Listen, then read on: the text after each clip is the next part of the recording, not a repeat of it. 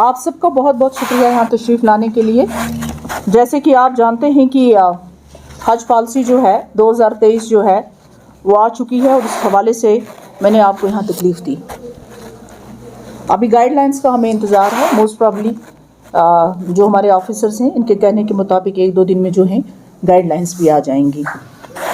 کچھ چیزوں کا تو آپ کو معلوم ہی ہے جس کے لیے ہم منسٹری کو مبارکباد پیش کرتے ہیں، کیونکہ جس پرپس کے لیے لوگ جاتے ہیں حج پہ وہ تو ایک الگ ہی قسم کا عقیدہ رکھتا ہے. تو اس میں جو VIP کلچر تھا، یہ VIP کلچر ختم کیا آج کی گورنمنٹ نے. اس کے لیے میں اس سٹیپ کو اپریشیٹ کرتی ہوں. جیسے کوٹا ہوتا ہے، پرائم منسٹر کا ہوتا ہے، پریزیڈنٹ کا ہوتا ہے، اسی طرح منارٹی جو منسٹرز ہیں ان کا ہوتا ہے، MPs کا کوٹا ہوتا ہے. تو وہ ختم کر کے عام لوگوں کے لیے یہ ایک بہت اچھی جو ہے راحت ہے. مجھے لگتا ہے تقریباً اس سے 5,000 جو ہیں 500 کی 500 ٹوٹل نہیں ہے، تو اس سے عام لوگوں کو فائدہ ہے. تو یہ ایک ویلکم سٹیپ ہے، اس کے لیے میں ان کو اپریشیٹ کرتی ہوں. اس سے مزید جہاں تک جموں کشمیر کا ہے اس حوالے سے میں بات کرنا چاہوں گی. آپ جانتے ہیں کہ یہ جو ہوتا ہے ڈسٹریبیوشن ہوتا ہے، اس میں تقریباً 80% جو ہے باقی اسٹیٹس میں ہوتا ہے. حج کمیٹی آف انڈیا کرتی ہے، اس کا آپ کو معلوم ہوگا. ہاں، اسی طرح ہمارا جو ہے بین اے مسلم میجورٹی اسٹیٹ، اس میں ہمیں کچھ ایڈیشنل کوٹا مل جاتا ہے. اگر جنرلی دیکھا جائے تو تقریباً 6,000 تک جائے گا. پھر اگر اس کو ایڈ کیا جائے تو 2,000 تک جائے گا. لیکن ہمیں امید ہے کہ ہم 10,000 کی فگر کراس کریں گے انشاءاللہ اس سال. تھوڑی بہت چینجز ہیں اس میں.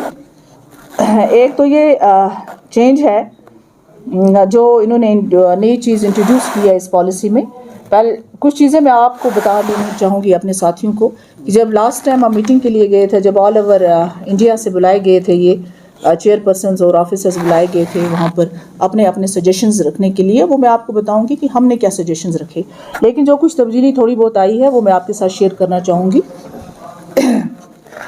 ایک تبدیلی تو یہ آئی ہے کہ جیسے فار ایگزامپل کسی لیڈی نے اگر حج نہ کیا ہو تو اور اس کے ہسبینڈ نے حج کمیٹی آف انڈیا کے تھرو حج کیا ہو، نارملی جو لوگ حج کمیٹی آف انڈیا کے تھرو حج کرتے ہیں ان کو دوبارہ حج کرنے کی اجازت تھرو دس پرائیویٹلی وہ کر سکتے ہیں، لیکن یہاں سے اس سلسلے سے نہیں کر سکتے. ہاں، تھرو گورنمنٹ ماڈل نہیں کر سکتے. لیکن اگر وائف نے نہ کیا ہو تو اس کو ہسبینڈ جو ہے جا سکتا ہے. ہسبینڈ یا کو ریلیٹیو جو کلوز ریلیٹیوز ہوگا، یعنی یا دور دراز کوئی کزن ہوگا جو کلوز ریلیٹیو ہوگا وہ جا سکتا ہے. تو محرم جس کو کہتے ہیں. تو مجھے لگتا ہے کہ یہ ایک بڑی تبدیلی ہے. یہ انہوں نے کیا ہے، اس چیز کو ریلیکس کیا ہوا ہے. وومن کین پرفارم اے حج اگر وہ اکیلے بھی جانا چاہے. I will come to that point. That's the second point, So یہ وہ ہے کہ سپوز اگر کسی لیڈی کے ہسبینڈ نے کیا ہے لیکن وائف نے نہیں کیا ہے، وائف جانا چاہتی ہے، تو نارملی تو حج کمیٹی آف انڈیا اس کو الاؤ نہیں کرے گی. لیکن اگر عورت نے نہیں کیا ہے تو ہسبینڈ بھی جا سکتا ہے، بھائی بھی، محرم جو ہے وہ جا سکتا ہے ساتھ. ایڈیشنل تھوڑے ایڈیشنل چارج دینے پڑیں گے. کتنے دینے پڑیں گے وہ ابھی انہوں نے ڈیسائیڈ نہیں کیا ہے. نامنل ہوگا، جو بھی ہوگا نامنل ہوگا. اس کے بعد آن لائن کیا ہے انہوں نے اپلیکیشنز کو. آپ کو پتہ ہے پہلے جو فیس ہوا کرتی تھی 300 لیا جاتا تھا نارملی، آج انہوں نے فری آف کاسٹ کیا ہے. اور آپ کے تھرو میں تمام لوگوں سے گزارش کرتی ہوں کہ اگر آپ کو کوئی ڈیفیکلٹی ہوتی ہے آن لائن فارم بھرنے میں تو آپ جو ہے یہاں سے بھی کلیکشن کر سکتے ہیں، حج ہاؤس سے بھی کلیکٹ کر سکتے ہیں. تو اور کوئی فیس بھرنے کی ضرورت نہیں ہے آپ کو. پہلے 300 روپیز بھرتے تھے. اس کے بعد جیسے پہلے جو عورتیں تھیں ان کے ساتھ ضروری تھا کہ کوئی مرد جائے، ہسبینڈ بھائی جو وہ جائے. لیکن اب 45 سال ایج جو ہے اس سے اوپر اگر عورتیں گروپ میں جانا چاہتی ہیں تو وہ 4 عورتوں کا گروپ جو ہے وہ جا سکتا ہے. ایز گروپ بھی وہ جا سکتی ہیں، تو کسی محرم کی ضرورت نہیں پڑے گی. یہ ایک تبدیلی آئی ہے اس میں. ایک ویب سائٹ ہے جو کہ یہاں شیئر کریں گے اور میں اپنے ٹویٹر پہ بھی ڈال دوں گی.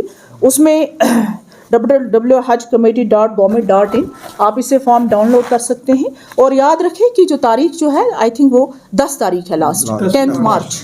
تو اس لیے لوگوں کو جو ہے اس میں کرنا چاہیے. ساتھ میں اگر کسی کو پاسپورٹ میں کوئی پرابلم آ رہی ہے تو ہمارے آفیسرس یہاں ہیں، وہ ان کی ہیلپ کریں گے اس چیز کو ایکسپیڈائٹ کرنے کے لیے. اگر کسی کو کوئی ایشو آ رہا ہے پاسپورٹ کا، ایکسپائری ہو، کسی کا ایکسپائر ہو، کسی کا رکا ہوتا ہے، کئی ساری چیزیں ہوتی ہیں، ویریفیکیشن کے لیے ہوتا ہے. یا کسی کی ڈیٹ وہ ایکسپائر ہو گیا ہے تو ہمارے آفیسرز یہاں پہ ہیں, وہ یہاں آ سکتے ہیں, ان کی مدد یہاں پہ ہو سکتی ہے. ہاں, اب یہاں پہ کچھ پریارٹیز ہیں جو سب سے نمبر 1 پریارٹی جو ہے جو 70 سال سے اوپر ہو.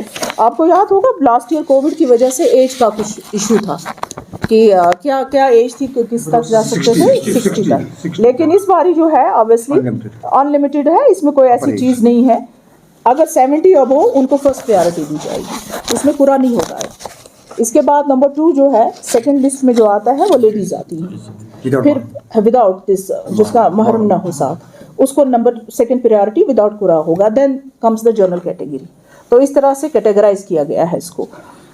پہلے آپ کو پیسہ دینا پڑتا تھا, پرائیویٹ لیبارٹ جانا پڑتا تھا ٹیسٹ کے لیے. اب مجھے لگتا ہے آپ نے جو کیا ہوگا ویکسینیشن, وہ سرٹیفکیٹ جو ہوگی ویلڈ ہوگی. اس سے مزید بھی اگر کچھ ہوگا تو گورنمنٹ کے تھرو ہو جائے گا, آپ پے کرنے کی ضرورت نہیں ہے. RT-PCR آپ کو پتا نا کووڈ کے ریلیٹڈ ہے, اگر کرنا پڑا تو وہ فیسلٹی آپ کو گورنمنٹ پرووائڈ کرے گی. ایک اور چیز آپ کو بتا دوں میں آپ کو کہ ہم نے کچھ ایشوز ریز کی ہیں جو میں نے آپ سے کہا کہ میں آپ سے شیئر کروں گی, لیکن پرپز کیا ہے؟ پرپز یہ تھا جو ہم نے منسٹری کے سامنے بھی بات رکھنے کی کوشش کی. ہمارے یہاں جو ہے, میں جموں کشمیر کی بات کروں گی تو پچھلے 3 سال تک نہ کوئی کمیٹی تھی نہ کوئی چیئر پرسن تھا. آپ کو پتا ہوگا کہ 3 سال کے بعد جو ہے یہ پروسیس شروع ہوا. تو میں اور میرے جو ساتھی ہیں انکلوڈنگ اور آفیسرز, ہم نے اپنی طرف سے بھی گورنمنٹ آف انڈیا کے سامنے بہت ساری باتیں رکھی جو میں ابھی آپ کے ساتھ شیئر کروں گی.